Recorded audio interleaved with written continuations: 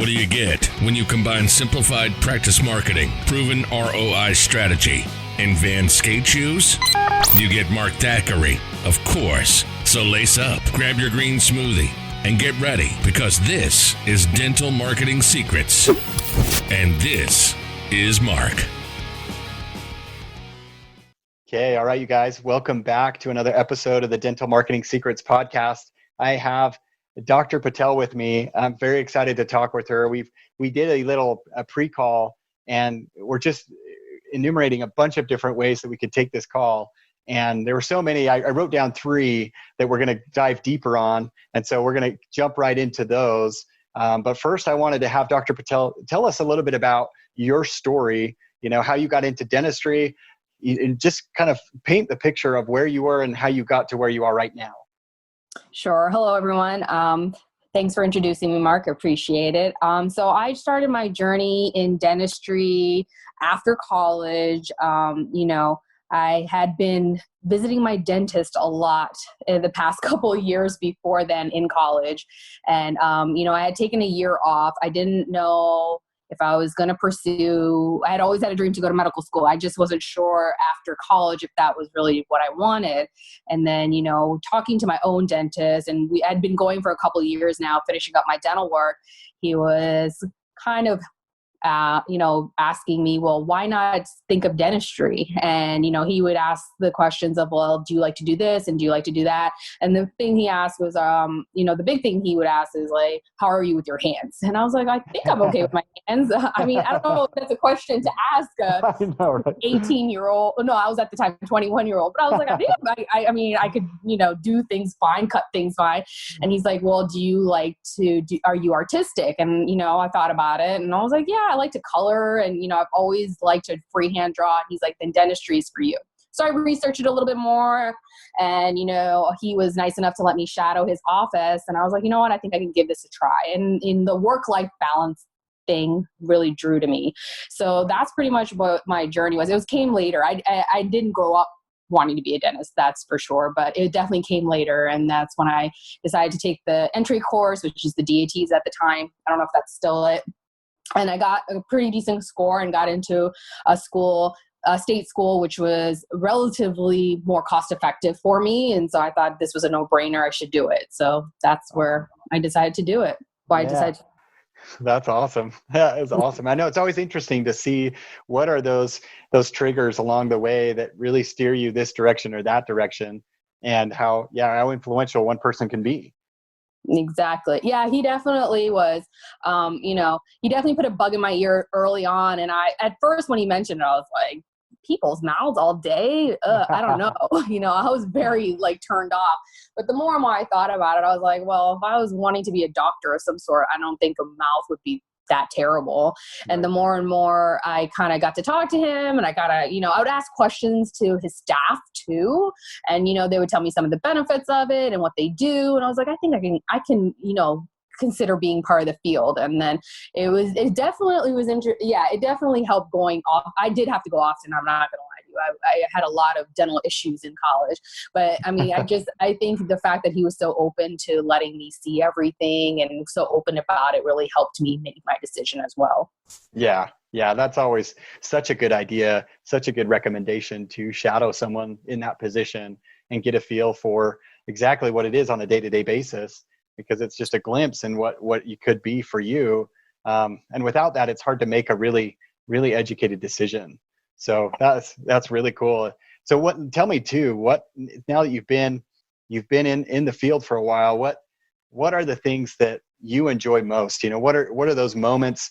Could be with a patient, it could be working with your team, whatever it may be. What are those things that you just draw so much energy and rejuvenation from? So I would say there's a few things. In terms of patients, it's one of those things where I want to make sure I'm providing the best care possible to any patient that walks into my office. And, majority of our patients is routine treatment, making sure they stay healthy. But, once in a while, you'll get that special case where, you're going to make a difference in their life. And, it's one of those things that, you don't expect it, but when it happens, it motivates you to keep doing it, because, Yes. In dentistry, there's a lot of stress. Let's be honest. Right. A lot of stress, whether it's, treating patients or having to deal with the bills or the business end of dentistry. It's a lot of stress that you don't really learn about until you get into it. And so, you along the way, as much as, those patients believe you've changed their lives, it's reciprocal. You end up getting your life changed because of them as well. So those moments, I've had a few recently, and it just rejuvenates you to keep doing what you're doing, even though you have rough days and days where you're like, man, I don't know if I want to go back to that office tomorrow. Right. That definitely motivates me for sure. Another aspect that motivates me now that I've been doing this over 10 years is mentorship. I truly believe that, along the way, there was pivotal people that have helped me to get to where I am. And I want to help my colleagues get to another level that they're not there yet. I really believe that dentistry is a field where you need to rely on your colleagues to get and accelerate at. I take a lot, I have a lot of passion to mentor my associates to drive them to achieve their goals. And so that's a passion that I've recently developed in the past 3-4 years. Honestly, when I started first getting associates, I was just like, oh, this is another thing I have to deal with. Right. But I decided to embrace it and, really put my energy into setting them up for success in different ways. And, I've changed my outlook on what an associate means to the practice. And it's, really helped my practices out. And it also is very fulfilling to know that I'm helping this person get better at their job. That is so cool. That is definitely one. And the last is, I think, just leading a team, there is a joy to it. It's very challenging and there's lots of frustration sometimes, but to know that I have, this whole group of people behind me at all times and they're vested in me and my practice is a great feeling. And it's not something that happened overnight for sure. And I had a lot of people who helped me along the way, but, I really enjoy knowing that I've got this leadership, capability, and it drives me to keep growing and helping my practices out. That's so awesome. I mean, all of those, we could spend the whole episode talking about one of those. There's just so much to unpack in each of those. And I just want to touch on a little bit with the mentorship. I look at all of the industry leaders, and you can take any industry, any vertical, and you look at the leaders. Those that are at the very top are the ones that have embraced that mindset of, hey, it's time to develop. It's time to share this knowledge and really develop the industry as a whole, right? They're taking that kind of that more of an educational approach. And like you were saying, when you flip that switch and started to change your paradigm on what an associate means to your practice, sounds like that was really a pivotal point for you. Would talk a little bit more about that if you would. Sure. It was definitely something that, it's something that I wish we really kind of not learn about, but I was more educated about, I guess would be a best way to put it, because they don't talk about that in dental school, right? Or they don't talk about that in residency. I did happen to do a residency after dental school. They don't talk about the business aspect of it, right? And so it was just one of those things that every person I talked to is like, who talked about an associate, it just seemed like something that you had to do if you want to grow your practice, but nobody told you how to do it. Yeah. Everyone, like when I first hired my first associate, I was like, okay, I've hired her. I'll let her watch me do a few things and she should be able to do it on her own. It doesn't work like that. I learned that quick. And now, I'm very systematic with it. And I'm just a very systematic type A personality. So this works for me. And it's not going to mean it's going to work for everybody. I think you need to know your personality to know if it's going to work for you or not. But, it's just one of those things. When I realized that I can't look at this associate as just like it's not just as a piece I'm plugging into my office to hope for it to grow. I need to nurture it, and I need to know what it takes to nurture it based on the associate I hire. And I've gotten better at hiring associates that I know I work well with. I think you need to you have to manage that personalities, and are you going to be able to reach that person? And you can learn a lot from the person, obviously from the interview, but also having shadow days and, before you hire them, making sure you got the right fit from the get-go. Right. And then knowing that, hey, I have the ability to mold this person and mentor them. But I mean, and I don't think mentorship ends when, like, there's no timeline of endpoint for that, in my opinion. It's constant. I have an associate now for 2.5 years, and yeah, she pretty much knows a lot about dentistry. Heck, she might know more than me in certain aspects because she graduated dental school, maybe about 3-4 years ago. But now she's going into the role of ownership with me as a co-partner. So now she's never been that. So I'm still going to mentor her, but in a different way. And so I don't think that mentorship role ever ends. And that's where I think a lot of dentists seem to drop the ball, and not on purpose. You just don't know. Mentorship with associates is constant. It's just like our skill set that, you don't just end learning when you get your diploma. You're constantly learning in your field. That's just our field.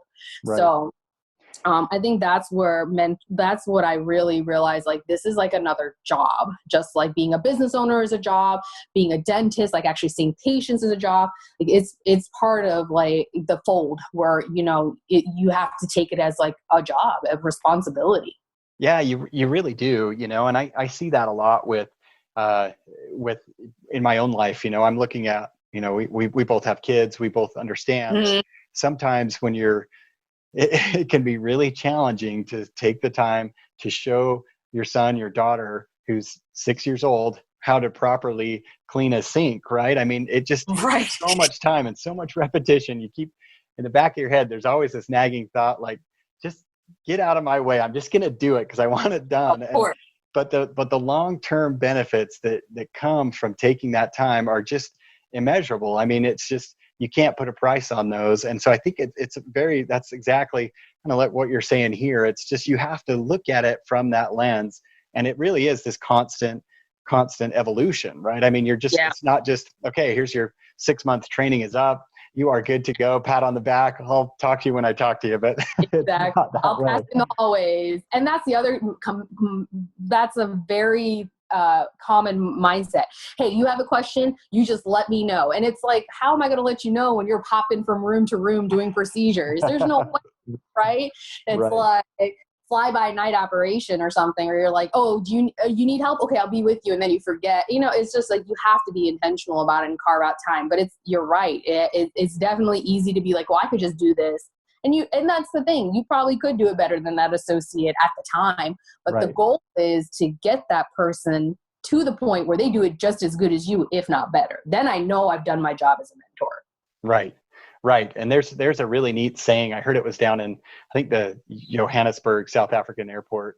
It says, if you want to go fast, go alone. If you want to go farther, go together.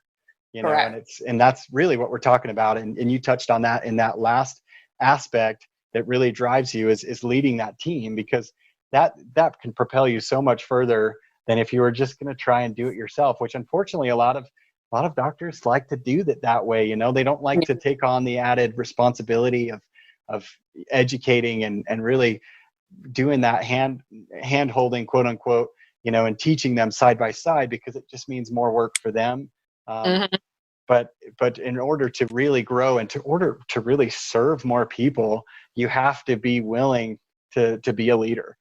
So I'm so glad that you touched on that. It's something that doesn't get talked about enough, and it certainly does not get the attention it deserves in medical school. I mean, across the country, unfortunately, that's the case. So yeah, let's dive into some of these things. So we talked a little bit about 3 different aspects, and this this is a marketing podcast, but this really plays into marketing. It plays into really everything that you do within your practice and really within your life. I mean, it's pretty cool. So let's start out with, we talked about setting expectations. So talk to us about that. What does that mean, from a practice? How does that affect a practice? Yeah, dive into that, would you? Sure. Well, in terms of marketing, I truly believe that you have to have a game plan with it. In the beginning, when a lot of people are opening practices, there's so much intentionality behind marketing, right? Because you're a brand new practice, maybe you've taken over a practice, whatever it is. It's like, I got to get my name out there. Everyone needs to know about me. So you put a lot of effort into marketing, maybe even a lot of time into marketing, even money into marketing. But then it seems like after a while, after that initial pull of patients and, oh, wow, this marketing's working, all of a sudden, you get in your flow, you're busy with patients, and the marketing dips. Right. And I truly believe that you can't ever take the pedal off the gas when it comes to marketing. So, I actually own 3 practices, and, in a couple of my practices are more than 5 years old and one is less than 5 years old. And, regardless of how old they are, we're still very intentional of marketing in one way or another. So, and that's the expectations I've set from the get-go from all my offices in terms of, and the people there's no one person in charge of marketing or who does marketing, I should say. There is people in charge of it in terms of, I usually have my managers in charge of it, but there's an expectation that everybody is involved in marketing. So that's basically the gist of how I set up my expectations with it. And then, my managers are my touch points of when we meet one-on-one. I try to meet with each manager at least once a week. Whether it's just a quick lunch or whether it's a quick phone call, just to see where we're at in terms of the office and how we're going to be doing marketing in terms of with marketing, probably once a month. I touch base with them, so I know basically what upcoming events are we going to do next month, or what other things we're going to do differently in terms of marketing.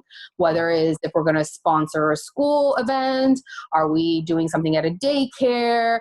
Are we going to do a golf tournament, or, whatever it is? Or are we going to just focus on doing something else? Or hey, I'm going to do a lunch and learn with this Miss Nancy who we just saw, and she had a great experience. So it could be a really small event. It could be also a big event. It just depends, but they're events. And right. I think that's really the key to doing marketing and setting up that expectation that, hey, this is not something that we do when we have low patient count. Right. Or low new patient count. We're going to be doing this every month in some form or another, and we're going to hold each other responsible. For my offices, each office is at least required to do 2 marketing events a month. And like I said, they could be big things like at schools, but they could be small things like a lunch and learn, or just, a community event, a health fair, whatever it is.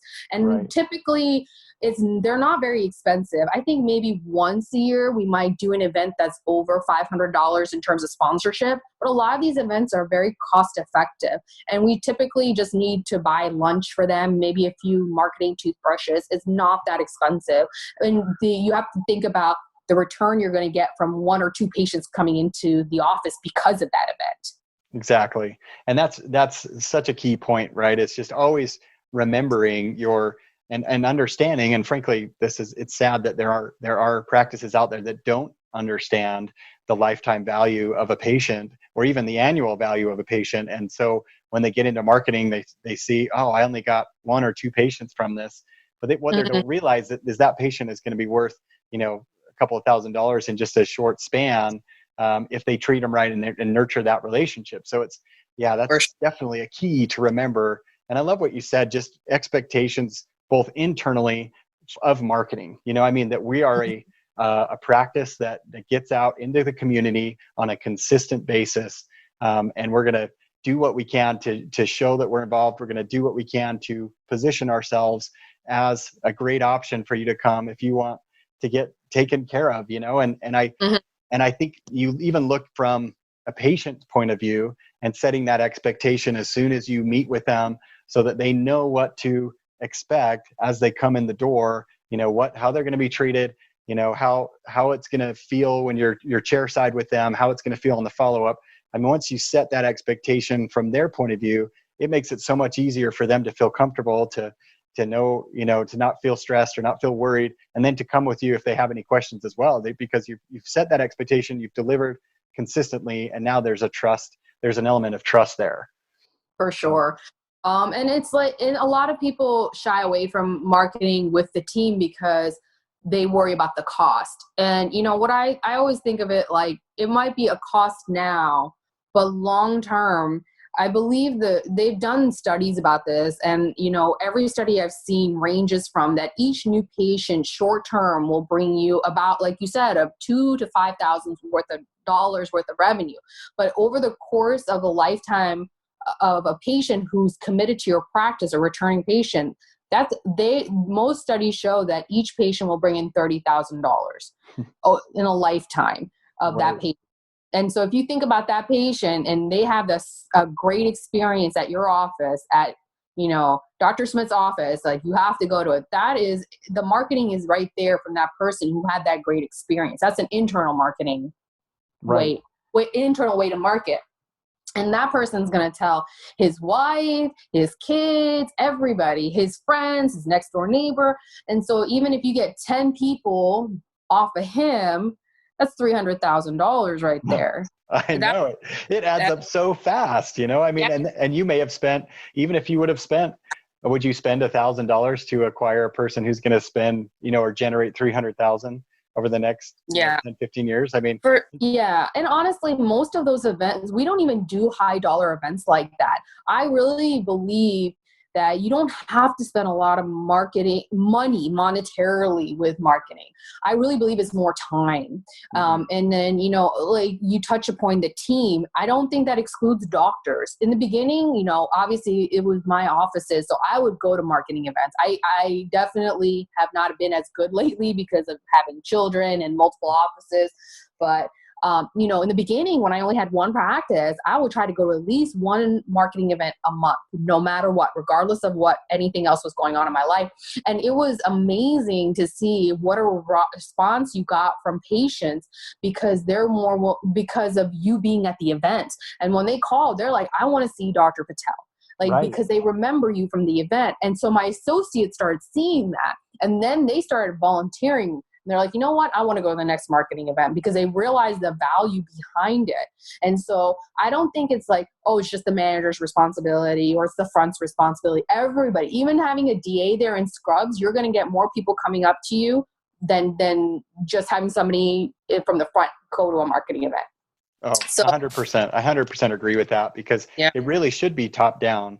I mean, it should include the doctor as much as possible. Yeah, you're going to have quite a few more challenges in getting out there because of time and other obligations, but you have to be the leader in that, and like you said, the response is just tremendous when you get out there in front of those people, because they never see that. I mean, what other doctors are going out there and really taking part in the community face to face and answering questions? You just don't see that. Most of them are in their office, and you rarely even see them in their office. I mean, it's just such a different approach that it stands out and pays huge dividends in the long run.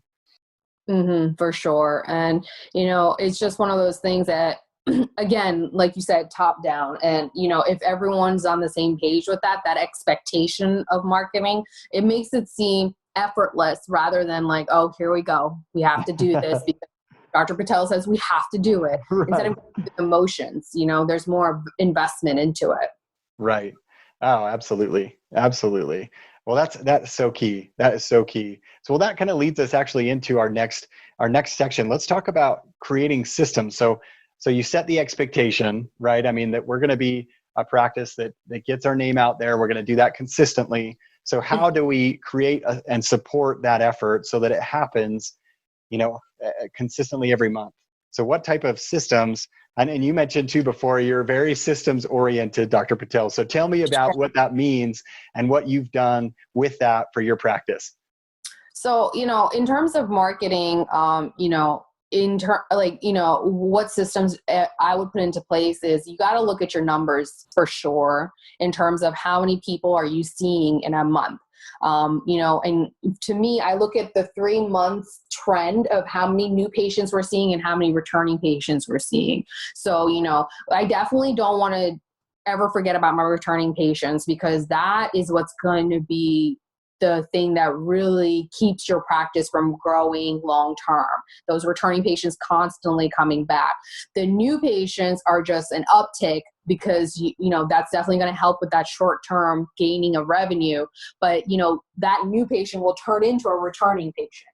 So the growth comes from the new patients, right? Because your returning patients will stay stagnant if you don't keep adding to that pot. Right. And so I hit a target number depending on what office I'm talking about, depending on the size and stuff. But, I like certain numbers. So for one office, I like to see around 65 to 85 new patients. And when I see that number dip below 65 consistently for 3 months, I go extra hard with the marketing, being, very intentional, like, hey, we usually do 2 marketing events. Let's try to do 3 marketing events, So I look at the new patient count for sure. I think it makes a big, it can definitely, but you need to look at it as a 3-month trend, because you might have a dip in 1 month, right? That just happens. That's just how things are. But you want to look at a 3-month, in my opinion, a 3-month trend of it. Right. And just be mindful of that. So that's definitely something that I definitely take a look at. And then we also do a lot of touching points with businesses around the community. Mm-hmm. So that's another system we've set up where, you're surrounded by a bunch of businesses in your community, and all those people have insurances for the most part, or, they need dental care. And so, we'll touch upon those businesses. Let's say there's 50 businesses around us. And so 1 month we'll touch 10, the next month we'll touch another 10. So we'll consistently do that until we hit all 50 businesses within 5 months, let's say. Then we go back and we hit the first 10 businesses again in month 6. So it's like, just little touch points, whether it's a gift basket or just dropping off toothbrushes with our names on it, or coupons or some kind of discount, or like we're running a special, so that you're just reminding these patients of yourself in the background when they do need you. Maybe they don't go to the dentist every 6 months, or maybe, whatever the case may be, but you're remembered because you stopped by that business. Right. And that's critical too, because you have to, we are constantly bombarded by different advertising and marketing messages every single day. Oh, for sure. It's estimated anywhere from 4,000 to 10,000 every single day. And so we've become really, very good at tuning all of those messages out unless they speak to us directly. And so just like what you're doing here, you have to be able to get in front of them on a consistent basis, because you just never know when they're going to make that really, I guess, that self-discovery where they understand that, hey, I have a need for this right now. And if you're not in front of them at that point, you could totally forfeit that opportunity. So, and I love that. I love going out to employers in your area, because that is it could be a huge referral source if you can nurture and build that relationship. One of my clients, we've been working on an employer outreach program that's similar, and we just worked with a company it's a startup, but they've grown over the past couple of years, just mushroomed. And so they've been, a tremendous referral source as we've built out this program to offer additional benefits above and beyond the dental benefits that the employees receive, just to incentivize them to come over to the practice to try it out and make sure it's a great experience. And man, it's just worked like gangbusters. And they're now, this relationship is so strong that whenever we have a promotion, they will actually broadcast that internally as a company to all their employees. So it's just and that's, the company is just building another building. They hire about 25 new people every week. It's just a lot. It's a tech company that's exploding, but those are the opportunities that lie in pretty much every community if you set up a system like this. And I love that system. What's the challenge what's the hardest part about creating a system like this, Dr. Patel? Is it just getting everyone on board? Is it just taking the time to figure out, okay, this is what we're going to do? What would you say the biggest challenge is in getting started? I think the challenge of, it's not necessarily getting started, in my opinion. You can get started because you're motivated. You're highly motivated in the beginning, right? Because it's like, we know we got to do this. This is something we have to do in order to grow. I feel like when it comes to getting started, that's sometimes not the hardest part. It can be hard in terms of if you don't know where to start, maybe. But if you've got, a manager who's had experience, who knows, something about marketing, or who's had dental background, they can pretty much help you navigate through it. And there's a lot of companies out there that can help you with that as well. Right. As you know, Mark, I am actually I have business partners that help me with my practices, and, they definitely are very implemental. Very very helpful when it comes to this kind of stuff. And, they definitely know what they're doing because, they have that background in business and marketing and all that stuff. But I think what causes challenges to people is the consistency behind it, meaning like being intentional about doing it every single month and not dropping the ball with it. And that's is the accountability piece, right? Just like with mentorship and your associates, everyone needs to be held accountable for it. So, if we drop the ball, I go to the team and be like, hey guys, you know what? We haven't done a marketing event this month. What happened? And we talk about it.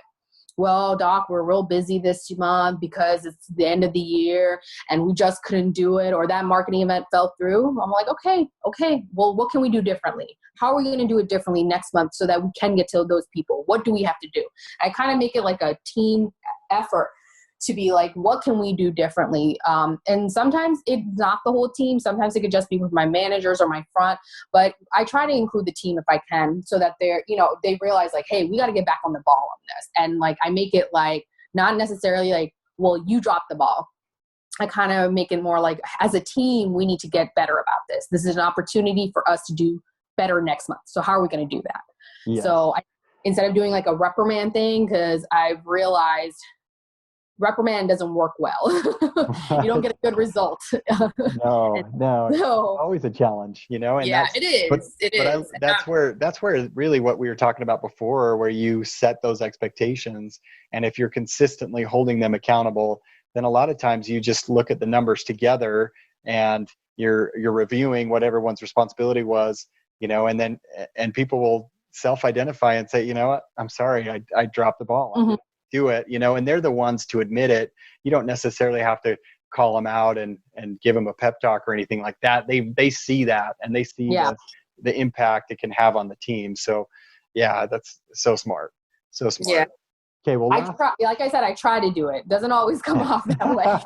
Well, I know we all are, but the systems allow you to get farther than you probably would have without it, and so it's really a mechanism to support you in your efforts, and that's what's so great about them. Let's finish up with our last one, which is, and you've touched on this before, but it's community involvement. So it sounds like you're very active in the community. So tell me, what type of events are you looking for? What are you doing at those events? Give us some details on that. I think when it comes to community events, a lot of marketing, I think a lot of people think marketing, if I, do, spend a lot of money in these Buxtons, which are mailers, or if I do a large advertisement with a billboard, that's considered marketing. And, for some people that might be enough, or if they're depending on the market they're in, but the market I am in, where I'm dealing with mostly, soccer moms and, people who have families, community events really seem to resonate with our offices. It really helps us, meet the people, get to know the people, and be face to face with them, And so what I like to do is, in the beginning, I was very blessed to have a manager who was in the dental field previously before joining with me. And so she had done a lot of marketing on her own because she worked for a very small office, and there were times of struggle for the office, so she did whatever she could to get people in the door. And so she was really good at being like, hey Doc, we got to get into the community. We need to start asking patients like what's going on in your community. And so, very good at asking people what's going on. And then eventually we got more and more invitations to be part of the community events. And like I said, it could be a big thing like for school, or it could be something small where it's just, going to an office and talking to the office members about our office and what we can offer them, what services we can offer them. All those to me are community events because you're engaging with the people in your community. Yes, absolutely. So when you go out to, let's say you're looking in a school, for example, how do you approach that? Are you just contacting one of the administrators at the school and saying, hey, we would love to come and do kind of an educational presentation, or how do you go about that? So schools are a little tricky because, you just can't go into them. You have to be invited into them. So it's usually there's an administrative building or something like that, that's a good place to start. And that way you're going to get more employees that way. To get into school events, you really have to know the people who are doing the events and be invited to them, because you can't really just walk into a school and be like, hey, I'm Dr. Patel, I'm just going to come talk to the kids. Like, they're like, hold up, who are you? So it's one of those things, you have to know the right people who can get you into the door. And so we always start, so every school, there's some kind of administrative building where, they've got people that do a lot of like the nitty gritty stuff with schools. I think that's the best place to start. And then you'll really, like, they're usually like the bookkeepers, they do the tech stuff, and you get there and the employees there will start talking about you to everybody. If you're good, if they like you and they bid you off. And that it's like wildfire with schools. Eventually teachers will start coming, and then a lot of these teachers run the events too. So then they'll be like, hey, Dr. Patel, I'm running this event. Would you like to participate in it?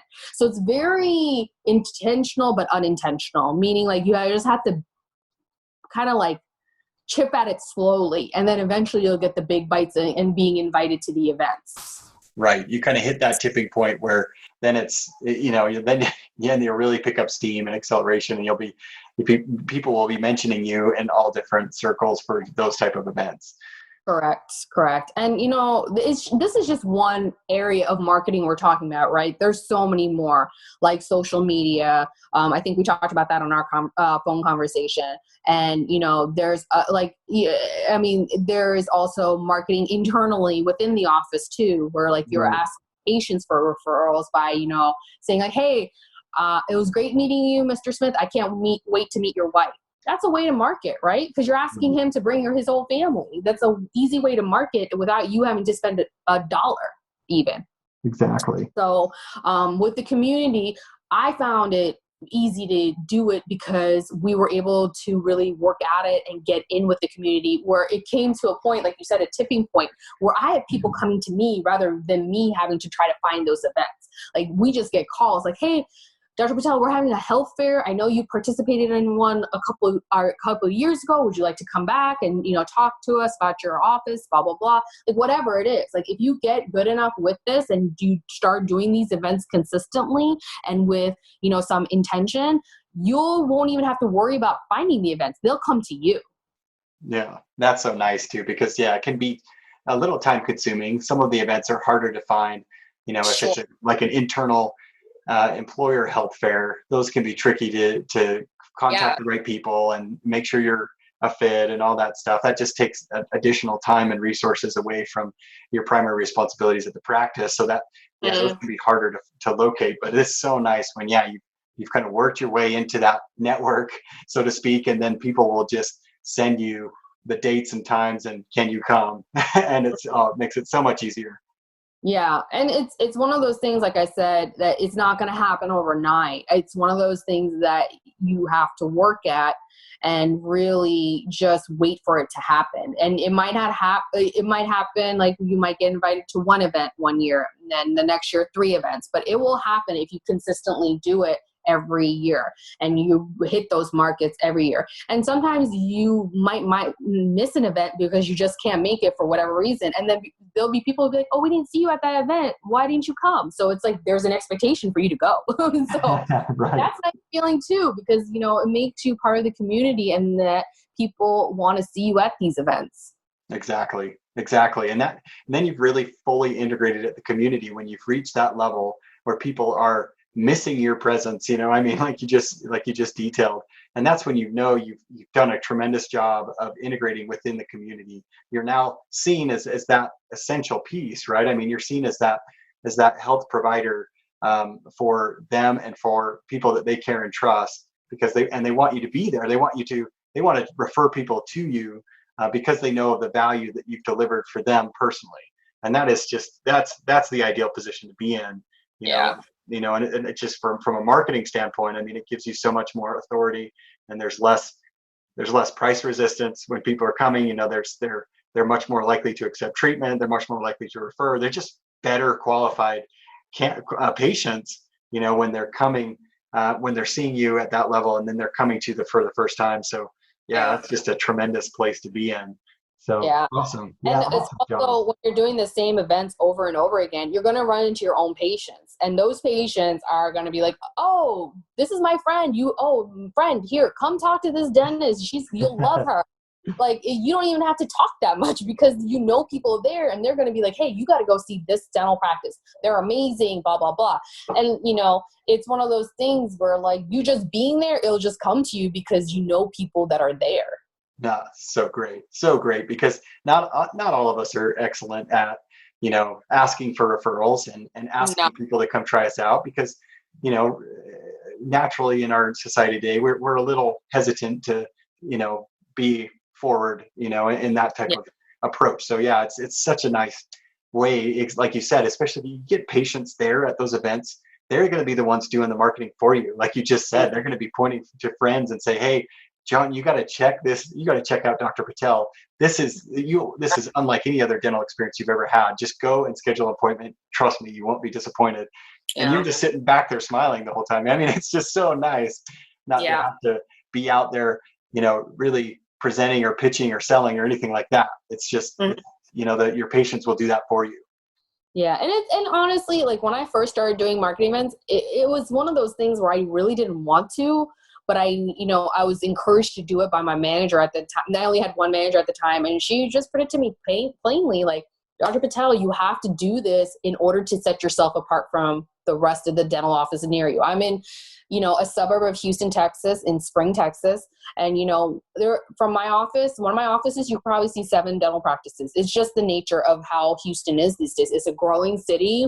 Dentistry is, booming here, in my opinion, anyway. Right. Somebody might say it differently. And so you got to set yourself apart from the community. And, I think we talked about it on our phone conversation, is like, we have to stop hiding behind that white jacket and get out there and get to know our patients on a human to human level. And that's going to set you apart from the guy who's a block down from you or up the street from you, whatever the case may be. And it's just like anything in dentistry. The first few times you do it is awkward and uncomfortable, and you don't know if you ever want to do it again. But if you keep at it, it'll become so natural. And now it's to the point, to me, it's like, this is just part of being a business owner. Like, I don't think of it as a chore. I think of it as a responsibility that I need to make sure I do in order to make sure my practice is growing. Right. I mean, it changes your mindset on that entirely from, I need to do this, to this is really a joy, to be out and sharing. And it's such a different state of mind, really. And that's what's so cool about it, is it's kind of self-feeding in a way, because you get out there and you see the results, and it makes you more excited to be out there. And it's just this kind of cycle, which is just awesome. So awesome. Oh man. Well, shoot, man, we could go on forever.